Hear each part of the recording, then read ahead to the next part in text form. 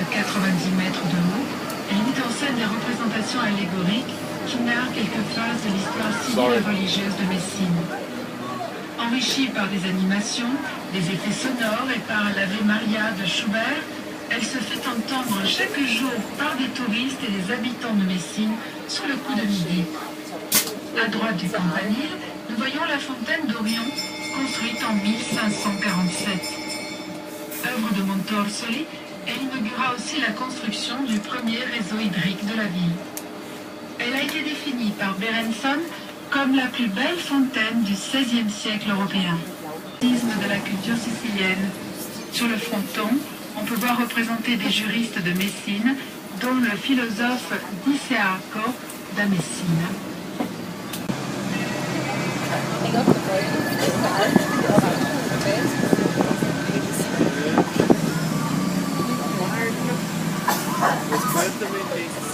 Au XIXe siècle. Commandé par le roi Ferdinand II de Bourbon, il fut inauguré en 1852 sous le nom de Théâtre Sant'Elisabetta, en l'honneur de sa mère. Construit quelques années après, il ne reste que l'architecture originale des absides, la rosace de la façade et la mosaïque représentant Saint François au-dessus de la porte latérale. Nous voilà arrivés à Villa Mazzini, l'un des lieux préférés des habitants de Messine pour leur loisir. On le souhait que l'on élève une église qui lui soit consacrée.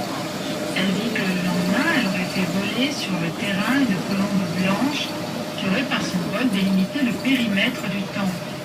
C'est l'église qui apparaît dans le troisième tableau représentant le campanile du Duomo.